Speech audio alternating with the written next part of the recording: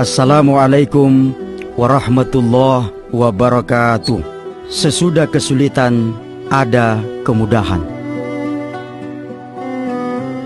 Saudaraku dimanapun saja berada, siswa manakah yang berhak naik kelas di sekolah? Apakah siswa yang ikut ujian atau siswa yang tidak ikut ujian? Jawabannya tentu yang berhak naik kelas adalah siswa yang ikut ujian. Jadi kalau dalam hidup ini kita diuji oleh Allah, itu tandanya kita akan naik kelas. Tidak disebut seseorang sebagai pelaut yang handal kalau ia tidak pernah menghadapi ombak yang besar. Tidak disebut seseorang sebagai pemimpin yang hebat kalau ia tidak pernah menghadapi krisis atau masalah yang besar. Jadi kalau kita diberikan ujian oleh Allah berupa kesulitan-kesulitan hidup, itu tandanya kita akan naik kelas. Seorang anak kecil yang meminta kepada ibunya untuk dibelikan gula-gula yang manis, lalu ibunya tidak membelikan gula-gula, maka sang anak bisa berpikir, mama saya sungguh tidak baik. Gula-gula manis kok tidak dibelikan? Mama jahat. Kenapa? Karena pikiran anak itu sempit dan jangka pendek. Sementara pikiran seorang ibu luas dan jangka panjang, memikirkan keselamatan anaknya. Kalau anaknya diberikan gula-gula setiap hari, berbahaya, giginya bisa berlubang. Begitu juga dalam hidup ini. Banyak orang ketika diuji oleh Allah dengan berbagai kesulitan hidup, ia berkeluh kesah, "Ya Allah, ujian ini berat, ujian ini menyusahkan, ujian ini menyulitkan." Kenapa? Karena pikiran manusia itu sempit dan jangka pendek.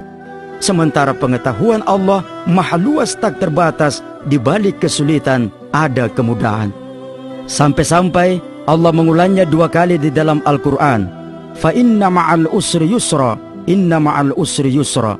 Maka sesungguhnya sesudah kesulitan ada kemudahan, sesungguhnya sesudah kesulitan ada kemudahan. Ketika Presiden pertama Republik Indonesia Soekarno wafat, ulama yang memimpin sholat jenazah adalah Buya Hamka.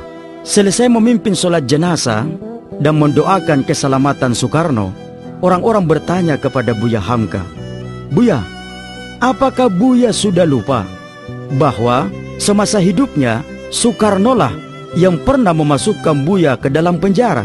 Kenapa Soekarno wafat, Buya datang memimpin sholat jenazah, malah mendoakan keselamatan Soekarno?" Buya Hamka menjawab, "Saya tidak lupa.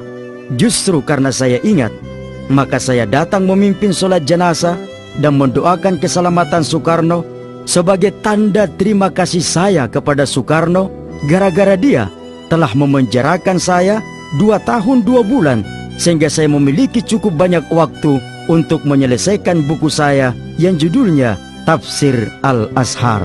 Jadi kalau kita baca salah satu karya monumental Buya Hamka, Tafsir Al-Azhar 30 juz Al-Quran, itu diselesaikan penulisannya ketika beliau berada di dalam penjara. Jadi ada hikmah di balik musibah, ada kesenangan di balik kesusahan yang menimpa kita. Hanya jangkauan pikiran manusiawi kita saja yang belum sampai memikirkannya. Allah senantiasa memberikan yang terbaik kepada hambanya, kita saja manusia yang kadang-kadang berburuk sangka kepadanya. Allah memberimu kesulitan karena Allah akan memberimu kemudahan.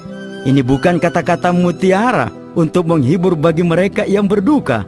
Ini adalah ketetapan Allah bahwa sesudah kesulitan ada kemudahan. Boleh jadi di mata manusia itu adalah sesuatu yang menyusahkan, sesuatu yang menyulitkan, tetapi di kemudian hari terbukti itu justru menjadi sumber manfaat. Dan boleh jadi di mata manusia itu adalah sesuatu yang menyenangkan, tetapi di kemudian hari terbukti itu adalah sumber masalah dan malapetaka. Wa asa an takrahu syai'an wa huwa khairul lakum, wa asa an tuhibbu syai'an wa huwa syarrul lakum, wallahu ya'lamu wa antum la ta'lamun. Boleh jadi kata Allah, kamu membenci sesuatu padahal itu baik bagimu. Boleh jadi juga kata Allah, kamu menyukai sesuatu padahal itu tidak baik bagimu. Allah Maha tahu, kalian tidak tahu apa-apa.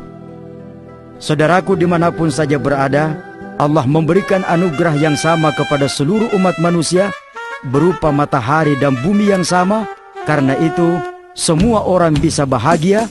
Saya Usman Jasad alias Ujas. Wassalamualaikum warahmatullahi wabarakatuh.